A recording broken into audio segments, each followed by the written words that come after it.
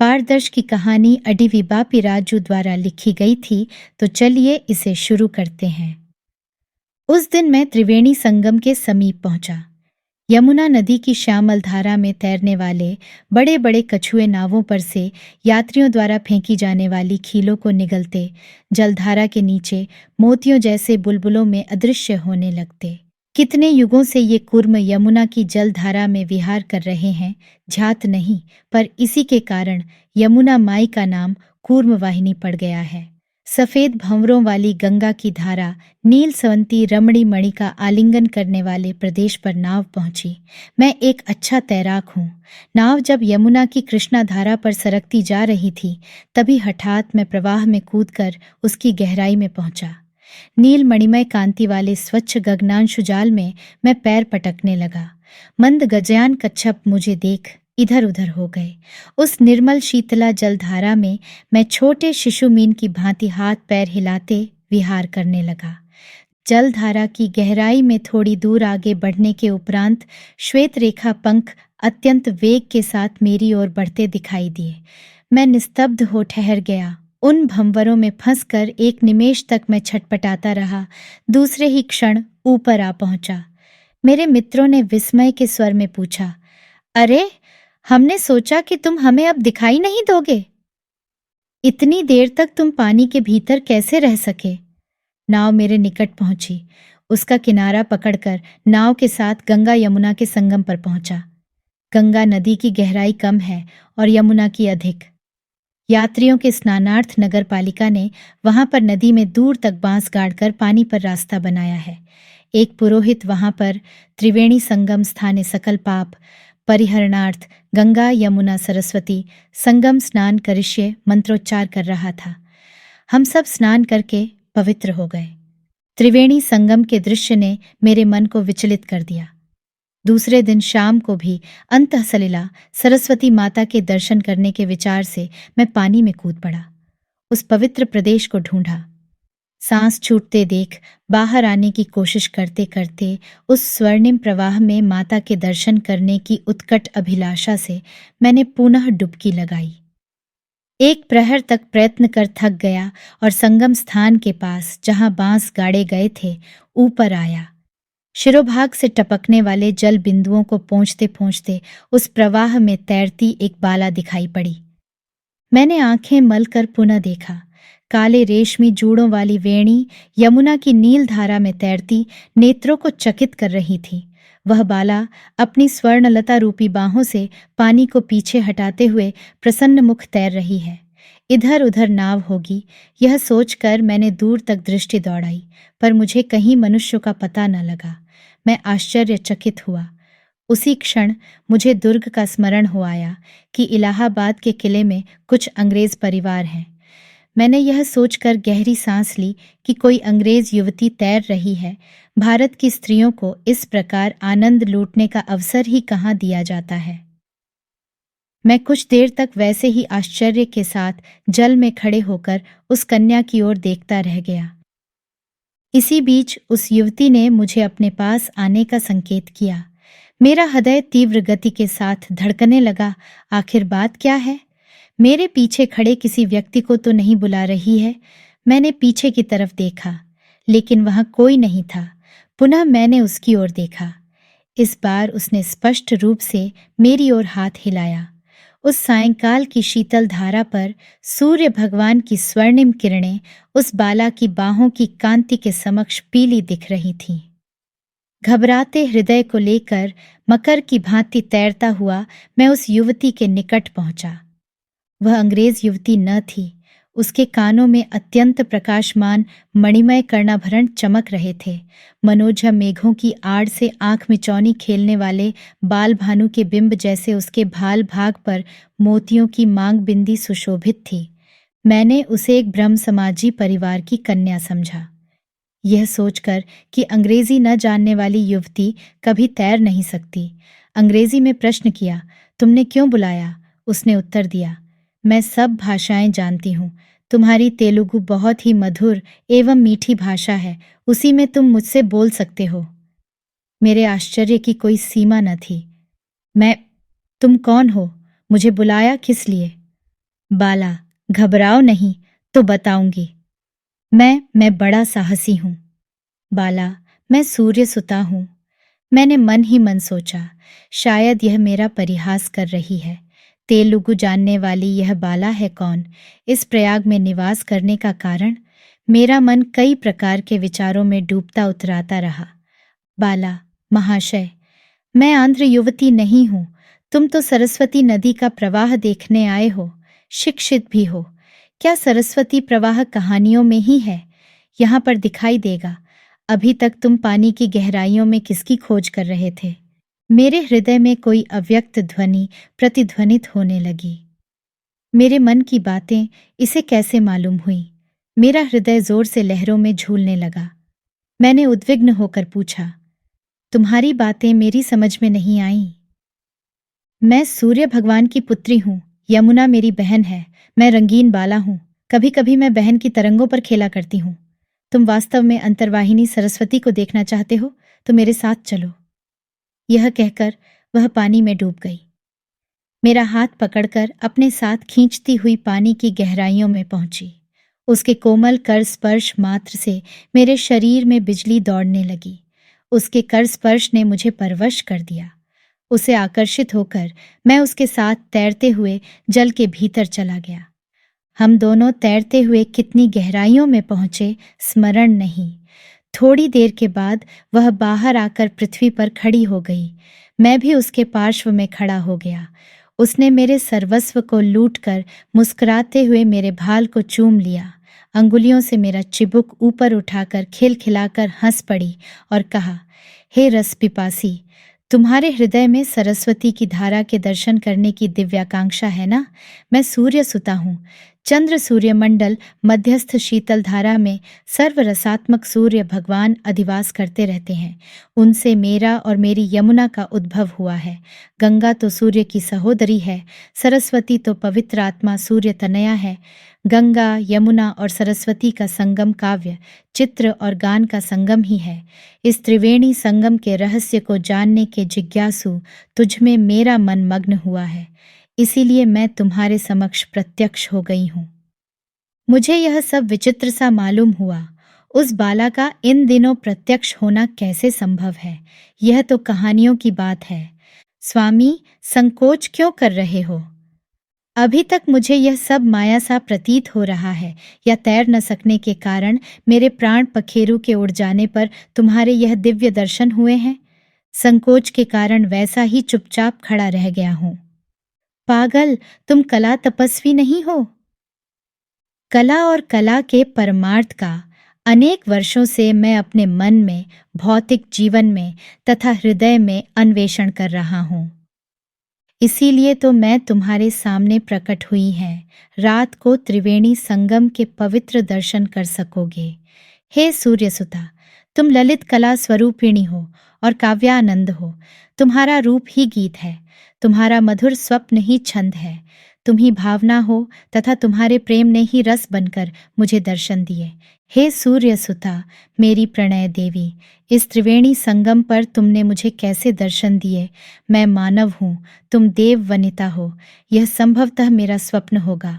हम दोनों सरस्वती नदी के दर्शन कर उस अंधकार में कुछ समय तक तैरते रहे। तदनंतर उससे आज्ञा पाकर मैं इलाहाबाद के अपने मुकाम पर पहुंचा।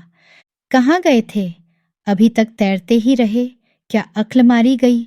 मेरे मित्रों ने प्रश्नों की झड़ी लगा दी। मैं अपना रहस्य किसे बताऊं? बाला मेरे अन्य मित्रों के समझ क्यों प्रत्यक्ष नहीं हुई? उनसे ये बातें उसने क्यों नहीं कहीं? पर यह सत्य है कि मैं उससे मिला।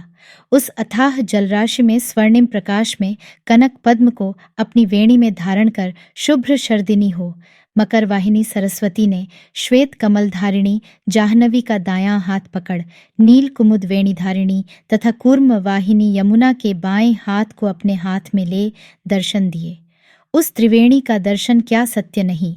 उनके दर्शन होते ही पानी की गहराइयों में घुटने टेके उन्होंने हमें आशीर्वाद दिए। उसके बाद वे तीनों अदृश्य हो गईं। हम दोनों जल के ऊपर आए। हे शिल्पी, हम दिव्य वनिताएं हैं। हम में से कुछ लोगों का मानवों से प्रेम हो जाता है। मैंने तुमसे प्रेम किया है, इसे विचित्र मत मानो। मेरे प्रणय की सच्चाई कवि होने के कारण क्या तुम्हें मालूम न होगी? उस बाला ने कहा।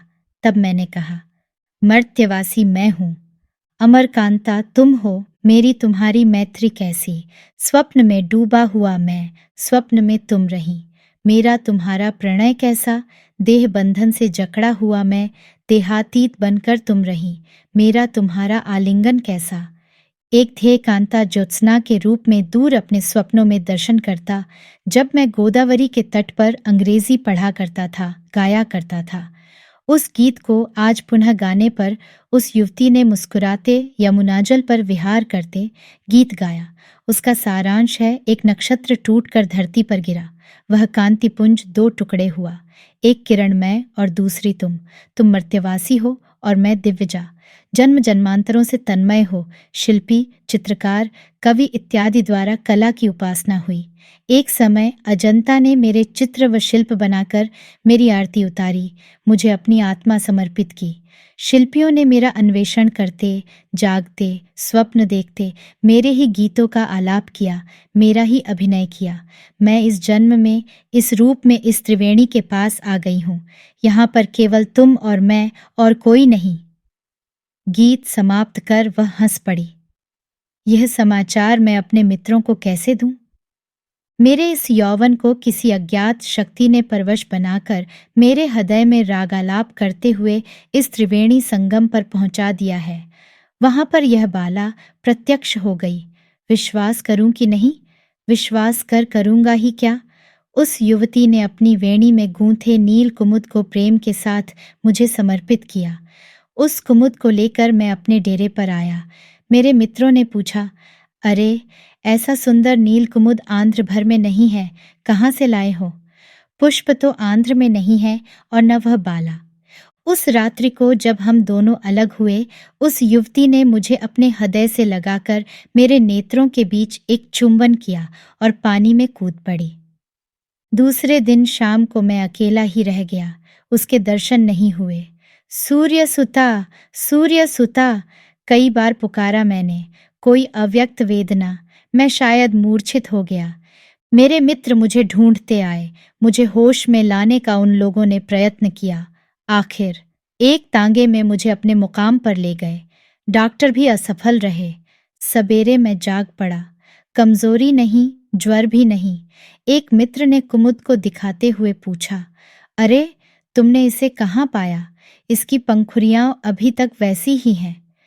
मेरा हृदय वेग से धड़कने लगा। मैंने अपने मित्रों को 1 मास तक प्रयाग में रोके रखा, पर उस युवती के दर्शन नहीं हुए। त्रिवेणी में तैरता रहता था। उन दिनों घंटों तक तैरने वाला मैं आज 1 मिनट भी पानी में रह नहीं पाता हूँ। हम सब धूमधाम से अपने गांव पहुंचे। लोग कहते हैं मैं कमजोर हो गया हूँ, मेरी आंखें धंस गई हैं और मेरे अधरों की हंसी चली गई है। मेरा प्रणय, वह दैहिक नहीं। क्या मैंने कभी वासना की तृप्ति की आकांक्षा व्यक्त की?